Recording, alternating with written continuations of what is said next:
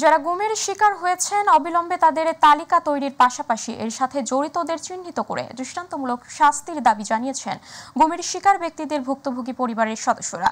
সকালে কেন্দ্রীয় শহীদ মিনারে আন্তর্জাতিক গুম প্রতিরোধ দিবস উপলক্ষে মায়ের ডাক সংগঠন আয়োজিত মানববন্ধন কর্মসূচিতে এই দাবি জানান তারা। একই সাথে ভুক্তভোগী পরিবারগুলোর যথাযথ ক্ষতিপূরণ দেওয়ার আহ্বান জানায় সংগঠনটি। আবু সাইদ অপু রিপোর্ট।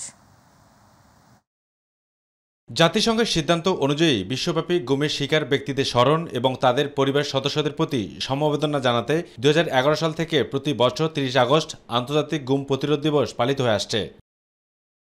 গত দেড় দশকেরও বেশি সময় ধরে রাষ্ট্রীয় পৃষ্ঠপোষকতায় গুমের অভিযোগ নিয়ে আন্তর্জাতিকভাবে বাংলাদেশ ব্যাপক সমালোচনায় পড়ে। জাতিসংঘের দীর্ঘদিনের অনুরোধের পরও বিগত সরকার গুম বিরোধী সনদে সই করেনি, কিন্তু অন্তর্বর্তী সরকারের প্রধান উপদেষ্টা ডক্টর মোহাম্মদ ইউনূস বৃহস্পতিবার গুম বিরোধী আন্তর্জাতিক সনদে সই করেন। আর তাই আন্তর্জাতিক গুম প্রতিরোধ দিবস উপলক্ষে কেন্দ্রীয় শহীদ মিনারে মানববন্ধন কর্মসূচি পালন করেছে মায়ের ডাক সংগঠন। সকাল থেকে গুমের শিকার পরিবারগুলো একজোট হয়ে এই কর্মসূচিতে যোগ দেন। ভুক্তভোগী পরিবারগুলোর দাবি, যারা গুমের শিকার হয়েছেন অনতিবিলম্বে তাদের তালিকা তৈরি করতে হবে। এই ঘটনার সাথে জড়িত চিহ্নিতদের বের করে দৃষ্টান্তমূলক শাস্তিরও দাবি তোলেন তারা। 2015-তে আমার ভাইকে খুন করা হয়েছে সরকার, আমরা তার বিচার চাই। দীর্ঘ 28 বছর অপেক্ষা করে আছে পাহাড়ে অন্যায় নিয়ে কথা বলা, পাহাড়ে নিপীড়িত মানুষদের নিয়ে কথা বলা, কল্পনা চাকমা যাতে ফিরে আসে। সরকারের কাছে একটাই দাবি যে উনি নতুন সরকার হিসেবে, আমাদের 11 বছর হয়ে গেছে, আমার ভাইকে ফেরত। 2022 সালে মোমেন সাহেব কিভাবে বলতে পারে আসলে সরকারকে চাপে রাখার জন্য, ফায়দা হাসিলের জন্য এই লোক গুমের নাটক করা হয়েছে। আমরা আইনগত অবস্থায় যাব, না হলে বলেছেন আমরা গণ কমিশনে সম্প্রতি আয়নাঘর থেকে যারা বেরিয়েছেন তারা প্রকাশ করেছেন দুর্বিষহ নির্যাতনের কথা। জোরপূর্বক গুমের ঘটনা যাতে আর না ঘটে সে বিষয়ে লক্ষ্য রাখার দাবি জানিয়েছেন তারা। আমি চাই ন্যায় বিচারের মাধ্যমে হাসিনা সহ যারা দোষী ছিল, অপরাধী ছিল, যারা গুম এই সাথে জড়িত ছিল, তাদেরকে অবশ্যই দৃষ্টান্তমূলক শাস্তি দিতে হবে, শাস্তি পেতে হবে। স্বজন হারার যে ক্ষত মনের ভেতরে রেখেছে, তাদেরকে যতক্ষণ না পর্যন্ত গুমের শিকার ব্যক্তিরা আছেন তাদের কাছে যতক্ষণ না পর্যন্ত ফিরিয়ে দেওয়া হবে, ততক্ষণ পর্যন্ত এই দেশে মানবাধিকার, ন্যায় বিচার প্রত্যেকটা কেতাবি কথা মিথ্যা। দেশটা তো মুক্ত হয়েছে সেই অর্থে, এবং যতদূর পাওয়া যায় ফিরে যাবে। যারা দোষী ছিল তাদের শাস্তি হবে আশা করছি। অন্তর্বর্তী সরকারের প্রধান তিনি আন্তর্জাতিক গুম বিরোধী সনদে বাংলাদেশের জনগণের পক্ষ থেকে তিনি যে স্বাক্ষর করেছেন, আমি সেটার জন্য সন্তোষ ব্যক্ত করি। আবু সাইদ অপু, মাই টিভি, ঢাকা। গুমের রাজনীতি করায় শেখ হাসিনা গুম বিরোধী জাতিসংঘের সনদে স্বাক্ষর করেননি বলে দাবি করেছেন বিএনপির স্থায়ী কমিটির সদস্য আমির খসরু মাহমুদ চৌধুরী। আর মহাসচিব মির্জা ফখরুল ইসলাম আলমগীর বলেছেন, শুধু ছাত্র আন্দোলন নয়, বিগত 15 বছরে সংগঠিত সকল গুম খুনের বিষয়ে জাতিসংঘের অধীনে তদন্ত করতে হবে। অন্যথায় রাজপথে আন্দোলন সংগ্রামের মধ্য দিয়ে গুমের সাথে জড়িতদের বিচার করার হুঁশিয়ারি দিয়েছেন স্থায়ী কমিটির অনেক সদস্য। সালাউদ্দিন আহমেদ, ইউসুফ আলীর রিপোর্ট। আন্তর্জাতিক গুম দিবস উপলক্ষে গুমের শিকার ব্যক্তিদের স্মরণে নয়াপল্টনে দলের কেন্দ্রীয় কার্যালয়ের সামনে সংহতি সভার আয়োজন করে বিএনপি। সর্বোচ্চ ক্ষমতাধর ফ্যাসিস্ট সরকার শেখ হাসিনা, তার সঙ্গে দেখা করেছিলাম আমার সন্তানদের নিয়ে, উনি আমাকে আশ্বস্ত করেছিলেন, কিন্তু সেটি শুধু ছিল ওনার অভিনয়। সভায় বিএনপির স্থায়ী কমিটির সদস্য আমির খসরু মাহমুদ চৌধুরী বলেন, আওয়ামী লীগ ভয়ভীতি দেখিয়ে ক্ষমতায় টিকে থাকতে যেসব প্রকল্প হাতে নিয়েছিল, গুম তার একটি অংশ। এই গুম বিরোধী সনদে শেখ হাসিনা সই করে নাই। বাংলাদেশ একমাত্র দেশ, শেখ হাসিনা একমাত্র নেত্রী যে গুম বিরোধী সনদে সই করতে অপারগতা প্রকাশ করেছে। সেই প্রকল্পের প্রতিষ্ঠাতা। গুমের ঘটনায় প্রকৃতপক্ষে যারা জড়িত তাদের বের করে দৃষ্টান্তমূলক শাস্তি দেওয়ার দাবি জানান বিএনপির মহাসচিব মির্জা ফখরুল ইসলাম আলমগীর। সরকারের কাছে আহ্বান জানাতে চাই যে আপনারা জাতিসংঘের এই আন্তর্জাতিক মানবতা যে কমিটি আছে তাদের সঙ্গে কথা বলে গত 15 বছর থেকে আজ পর্যন্ত যতগুলো মানবতা বিরোধী অপরাধ সংঘটিত হয়েছে, হত্যা হয়েছে, গুম হয়েছে, প্রত্যেকটি তদন্তের ব্যবস্থা করুন। প্রয়োজনে আন্তর্জাতিক আইনে দোষীদের বিচারের মুখোমুখি করার দাবি জানান বিএনপির স্থায়ী কমিটির সদস্য সালাউদ্দিন আহমেদ। যারা বিভিন্ন জায়গায় জায়গায় হাসিনার ফ্যাসিবাদের দোসররা বসে আছে, তারা বাংলাদেশে অস্থিরতা সৃষ্টির পায়তারা করছে। এদিকে বন্যা কবলিত মানুষকে খাদ্য সহায়তা দেওয়ার জন্য পল্টন কমিউনিটি সেন্টারে স্থাপিত স্বেচ্ছাসেবক দলের ত্রাণ ভাণ্ডার পরিদর্শন করেন বিএনপির মহাসচিব। এর আগে নয়াপল্টনে দলের কেন্দ্রীয় কার্যালয়ে সংবাদ সম্মেলনে বিএনপির স্থায়ী কমিটির সদস্য ডাক্তার AZM জাহিদ হোসেন বলেন, বন্যায় ক্ষতিগ্রস্ত মানুষকে সহায়তা দিতে বিএনপির পক্ষ থেকে এ পর্যন্ত 10 কোটি টাকা সংগ্রহ করা হয়েছে। মানুষগুলোর পাশে দাঁড়ানোর জন্য। ইউসুফ আলী, মাই টিভি, ঢাকা। মুন্সিগঞ্জে সাবেক প্রধানমন্ত্রী শেখ হাসিনা সহ তার দলের 613 নেতাকর্মীর বিরুদ্ধে হত্যা মামলা হয়েছে। বৃহস্পতিবার সন্ধ্যায় মুন্সিগঞ্জ সদর থানায় মামলাটি করা হয়। গত 4 আগস্ট বৈষম্য বিরোধী ছাত্র আন্দোলনে মুন্সিগঞ্জ শহরের কৃষি ব্যাংক চত্বরে গুলিতে নিহত ডিপজল সর্দারের এক আত্মীয় বাদী হয়ে মামলাটি করেন।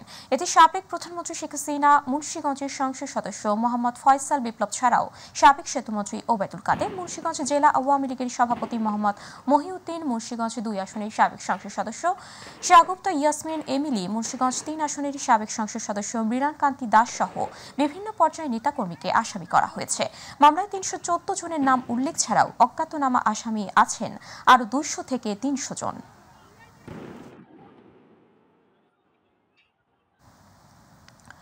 অন্তর্বর্তী সরকারের প্রধান উপদেষ্টা হিসেবে দায়িত্ব গ্রহণের পর ডক্টর মোহাম্মদ ইউনূসের সঙ্গে দ্বিতীয়বারের মতো বৈঠকে বসতে যাচ্ছেন রাজনৈতিক দলগুলোর নেতারা।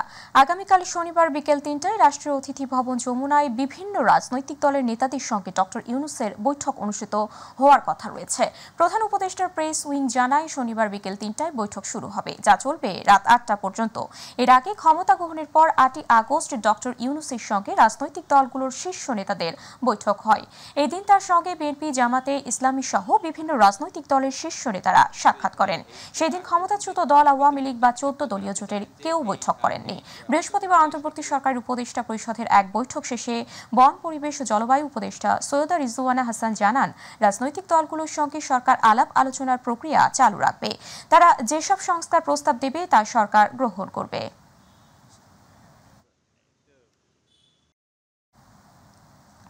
অন্তর্বর্তীকালীন সরকারের প্রধান কাজ দেশের পরিস্থিতি স্বাভাবিক করা, যেটা আগের সরকার নষ্ট করে গিয়েছে। এর জন্য যতটা সময় প্রয়োজন তা দেবে বাংলাদেশ জামাতে ইসলামী, কিন্তু সেটা সব থেকে কম সময়ের মধ্যে করতে হবে বলে মন্তব্য করেছেন জামাত আমির ডক্টর শফিকুর রহমান।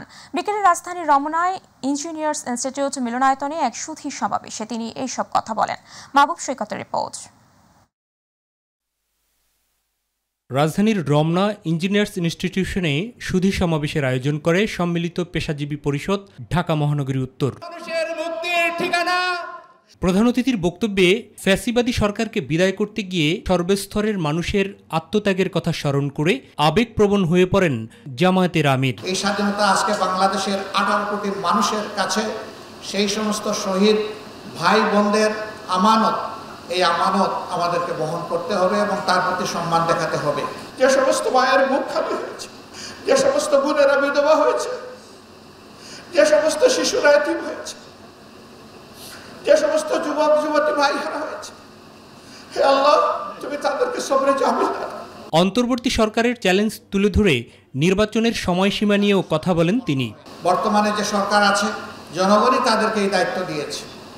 তাদের মূল কাজ হচ্ছে রাষ্ট্রের যে বিশাল ধ্বংস সাধন করা হয়েছে, দ্রুততম সময়ের ভিতরে তারা এগুলাকে পুনর্বিন্যাস করবেন, নির্বাচনের জন্য একটা অনুকূল পরিবেশ তৈরি করবেন। এই কাজগুলা করার জন্য যেটুকু মিনিমাম সময় প্রয়োজন, সেই সময় আমরা তাদেরকে দেওয়ার পক্ষে। বিজয় ধরে রাখতে রাজনৈতিক দলসহ সবাইকে ঐক্যবদ্ধ থাকার উপর গুরুত্ব আরোপ করেন ডাক্তার শফিকুর রহমান। এখনো বাংলাদেশের আকাশে শকুনের ঘোরাঘুরি চলছে, এই ব্যাপারে আমরা যেন আত্মতৃপ্তিতে না ভুগি যে আমরা বোধহয় পূর্ণ সফলতা বা বিজয় পেয়ে গিয়েছি। সমাবেশে বিভিন্ন পেশার প্রতিনিধিরা বক্তব্য রাখেন। এই জাতির মধ্যে আবার যারা বিভেদ তৈরি করার চেষ্টা করবেন, বিশৃঙ্খলা তৈরির যারা চেষ্টা করবেন, তারা অপতিত স্বৈরাচারের দালাল হিসাবে চিহ্নিত হবে। মাহবুব সৈকত, মাই টিভি, ঢাকা। বাংলাদেশে কোটা সংস্কার আন্দোলন এবং ছাত্র জনতার অভ্যুত্থান পরবর্তী সময়ে মানবাধিকার লঙ্ঘনের ঘটনা তদন্তে আনুষ্ঠানিকভাবে জাতিসংঘের সহায়তা চেয়েছে বাংলাদেশ। অন্তর্বর্তী সরকারের প্রধান উপদেষ্টা ডক্টর মোহাম্মদ ইউনূস এই সংক্রান্ত অনুরোধ জানিয়ে জাতিসংঘের মানবাধিকার বিষয়ক হাইকমিশনার ফলোকার টুর্ককে চিঠি দিয়েছেন। শুক্রবার সুইজারল্যান্ডের জেনেভা থেকে জাতিসংঘের মানবাধিকার বিষয়ক হাইকমিশনারের মুখপাত্র রাভিনা সামদাসানি প্রচারিত সংবাদ ব্রিফিংয়ে এই তথ্য জানানো হয়। ব্রিফিংয়ে বলা হয়, বাংলাদেশে 1 জুলাই থেকে 15 আগস্ট পর্যন্ত মানবাধিকার লঙ্ঘনের ঘটনার একটি নিরপেক্ষ ও স্বাধীন সন্ধানের বিষয়ে প্রধান উপদেষ্টা মোহাম্মদ ইউনূসের কাছ থেকে আনুষ্ঠানিক আমন্ত্রণ পেয়েছেন জাতিসংঘের মানবাধিকার বিষয়ক হাইকমিশনার ফলোকার টুর্ক। বিক্ষোভের সময় ঘটে যাওয়া মানবাধিকার লঙ্ঘন, আইন শৃঙ্খলা রক্ষাকারী বাহিনীর ক্ষমতার অপপ্রয়োগের বিষয়ে প্রতিবেদনের পাশাপাশি এসব লঙ্ঘনের মূল কারণ বিশ্লেষণ, ন্যায় বিচার, জবাবদিহি ও দীর্ঘমেয়াদী সংস্কারের জন্য সুপারিশের লক্ষ্যে হাইকমিশনারের দপ্তর আগামী কয়েক সপ্তাহের মধ্যে একটি তথ্যানুসন্ধানী দল নিযুক্ত করবে।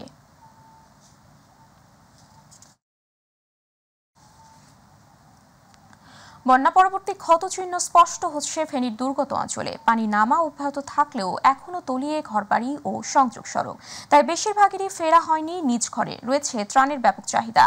তলিয়ে যাওয়া জনপদে শূন্য থেকে শুরু করতে হবে ক্ষতিগ্রস্তদের। ভয়াবহ বন্যায় বিস্মিত মানুষের এখন সব হারানোর হাহাকার। এদিকে বন্যায় সরকারি হিসেবে এ পর্যন্ত 54 জনের মৃত্যু হয়েছে। প্রতিনিধি আমিন চৌধুরীর পাঠানো তথ্যচিত্রে আরও জানাচ্ছেন শামস তাবরেজ উচ্ছ্বাস। স্মরণকালের ভয়াবহ বন্যায় বিপর্যস্ত ফেনী জেলা। বন্যায় আক্রান্ত হয়েছে জেলার 8 লাখ মানুষ, মৃত্যু হয়েছে 10 জনের। ফেনীর ফুলগাজী পশুরামের বন্যার পানি কমতে শুরু করলেও পানিবন্দী রয়েছে ফেনীর ছাগলনাইয়া ও সদর উপজেলার মানুষ। বন্যা পরিস্থিতির অবনতি হয়েছে সোনাগাজী এবং দাগনভূঞা উপজেলায়। উদ্বেগ উৎকণ্ঠায় রয়েছে বন্যা কবলিত এলাকার মানুষ ও স্বজনরা। বাড়ি ঘর সব গেছে, গরু ছাগল হাট মুড়ি, এটার কোনো ইয়ে নেই। বিল্ডিং এ চলে গেছে, কেউ শহরে চলে গেছে, কেউ মাদ্রাসা, কেউ মারা যাইতেছে, কেউ অসুস্থ আছে। 76 থেকে এই পর্যন্ত আমরা দেখি নাই এত ভয়াবহ বন্যা। আর এই বন্যার একমাত্র হলো ভারত। বন্যা মোকাবেলায় কাজ করছে সেনাবাহিনী, নৌবাহিনী, র্যাব, বিজিবি, কোস্টগার্ড সহ বেশ কয়েকটি স্বেচ্ছাসেবী টিম। অনেকেই খুঁজছেন তার স্বজনদের। অনেকের আকুতি বন্যায় দুর্গত এলাকায় আটকে পড়া স্বজনদের খাবার পৌঁছাতে। সোনাগাজীর লোকজন পানি পাচ্ছে না, খাবার পাচ্ছে না, হাজার হাজার মানুষ মারা গেছে শুনতেছি। স্পিডবোট নিয়ে আসছে, তাদেরকে রিকোয়েস্ট করছি, সেনাবাহিনীদেরকে রিকোয়েস্ট করছি অন্তত সোনাগাজী দিকে দলিয়া এবং কি নবাবপুর এসব অঞ্চলে যাওয়ার জন্য। আশ্রয় কেন্দ্রে আসা মানুষদের মধ্যেও দেখা দিয়েছে শিশু ও ঔষধের অভাব। ত্রাণ পৌঁছাতে না পারায় বিশুদ্ধ পানি ও সীমাহীন খাদ্য সংকটে ভুগছেন দুর্গত এলাকার মানুষ। 3 দিন 4 দিন থেকে এরপরে এখন পরশুরাম হইয়া আমি ছাগলনিয়া হইয়া এখন ঢাকার উদ্দেশ্যে রওনা দিছি। ঘরের প্রায় মাঝামাঝি পরিমাণ পানি হচ্ছে। এরপরে আমরা রাতে প্রায় 1টার দিকে এখানে আসি। এই টেকনিক্যাল স্কুলে আমরা অবস্থান করি। আজকে আমরা 4 দিন এখানে। এই সকাল ভোর 5টায় রওনা দিয়েছি, এখনো বাড়ি পৌঁছতে পারিনি। এই মাত্র লালপুল এসে পৌঁছলাম। আমি সোনাগাজী যাব, ডাক বাংলা আর কি। সরকারি ও বেসরকারিভাবে বন্যায় দুর্গত এলাকায় ত্রাণ কার্যক্রম অব্যাহত রয়েছে বলে জানিয়েছে জেলা প্রশাসক। বাংলাদেশের বিভিন্ন জেলা থেকে, বিভিন্ন প্রান্ত থেকে, বিভিন্ন উদ্যোগে বেসরকারি সংগঠন তাদের ব্যক্তিগত বা সাংগঠনিকভাবে প্রচুর ত্রাণ বিতরণ কিন্তু করছে। বন্যার পানি নেমে যাওয়ার জন্য ফেনীর মুহুরী রেগুলেটরে 40টি স্লুইস গেট ও নোয়াখালীর মোছাপুরের 17টি স্লুইস গেট খুলে দেওয়া হয়েছে। শামস তাবরেজ উচ্ছ্বাস, মাই টিভি নিউজ ডেস্ক। দেশে চলমান বন্যায় বাড়িঘর, স্কুল ও গ্রাম প্লাবিত হওয়ায় বাংলাদেশের পূর্বাঞ্চলের 20 লাখেরও বেশি শিশু এখন ঝুঁকির মধ্যে রয়েছে বলে জানিয়েছে জাতিসংঘ শিশু তহবিল ইউনিসেফ। শুক্রবার এক সংবাদ বিজ্ঞপ্তিতে এমন তথ্য জানিয়েছে ইউনিসেফ বাংলাদেশ। সংস্থাটির দাবি, বিগত 34 বছরে বাংলাদেশের পূর্বাঞ্চলে আঘাত হানা সবচেয়ে ভয়ঙ্কর এই বন্যায় 56 লাখ মানুষ ক্ষতিগ্রস্ত হয়েছে। এই অবস্থায় খাদ্য বা জরুরি ত্রাণ সরবরাহ ছাড়া পানিবন্দী হাজার হাজার মানুষ ও শিশুর জন্য ইউনিসেফ জীবন রক্ষাকারী সরঞ্জাম সরবরাহের জন্য $35 মিলিয়ন সহযোগিতা প্রয়োজন। এদিকে বাংলাদেশে ইউনিসেফের ডেপুটি রিপ্রেজেন্টেটিভ এমা ব্রিগহাম বলেছেন, শিশুদের জন্য জলবায়ু ঝুঁকি ইন্ডেক্স অনুযায়ী বাংলাদেশের শিশুরা বিশ্বের সবচেয়ে বেশি জলবায়ু ও পরিবেশগত ঝুঁকির শিকার।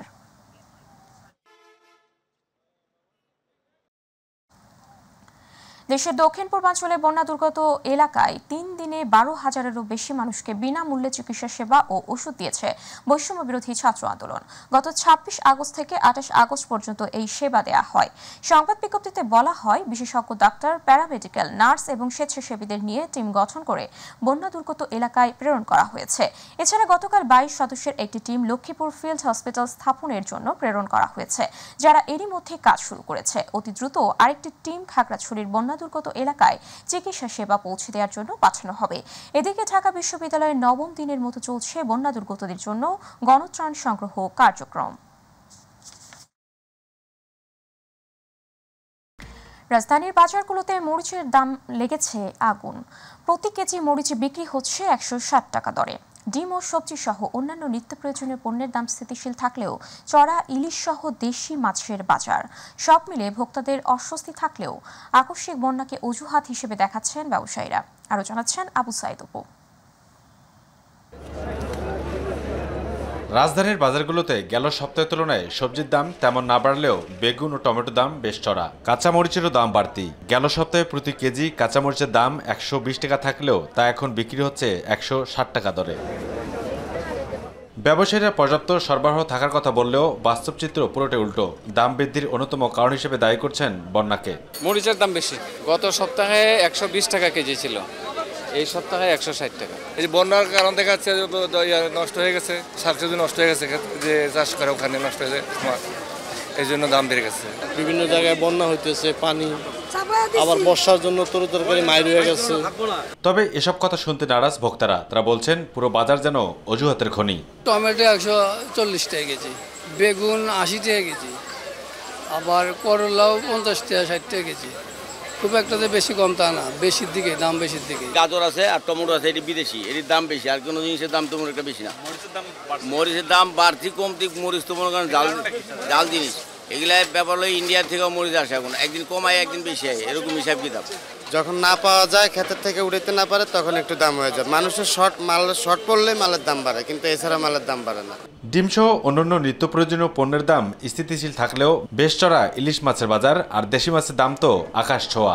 দিন 10 আগে কিনছি, তখন মাছের দাম এটা ছিল না, একটু কম ছিল, এখন আজকে একটু বেশি দামে কিনলাম। দেশি এবং ইলিশ মাছের বাজার কেন অত চড়া তার ব্যাখ্যা দেন মাছ ব্যবসায়ীরা।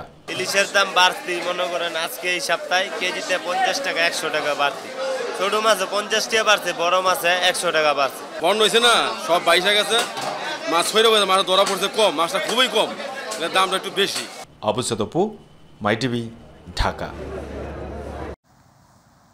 জনশৃঙ্খলা রক্ষায় প্রধান বিচারপতির সরকারি বাসভবন, বিচারপতি ভবন, জাজাস কমপ্লেক্স, সুপ্রিম কোর্টের প্রধান ফটক ও মৎস্য ভবন সংলগ্ন সড়কে সব ধরনের সভা সমাবেশ, মিছিল, শোভাযাত্রা, বিক্ষোভ প্রদর্শন ইত্যাদি নিষিদ্ধ করা হয়েছে। আজ থেকে এটি কার্যকর হচ্ছে। ডেপুটি কমিশনার মোহাম্মদ মাইনুল হাসানের সই করা এক গণবিজ্ঞপ্তিতে বৃহস্পতিবার রাতে এই তথ্য জানানো হয়।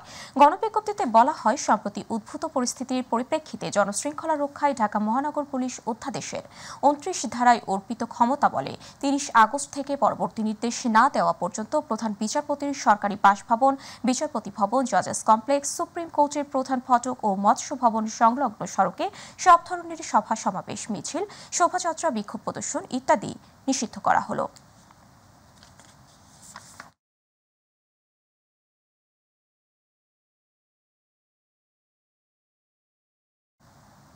ঢাকা মহানগর দায়রা জজ আদালতের পাবলিক প্রসিকিউটর পদে আইনজীবী এহসানুল হক সমাজের নিয়োগ আদেশ বাতিল করা হয়েছে। বৃহস্পতিবার আদেশটি বাতিল করে আইন ও বিচার বিভাগের সলিসিটর অনুবিভাগ থেকে ঢাকা জেলা ম্যাজিস্ট্রেটের কাছে চিঠি পাঠানো হয়েছে।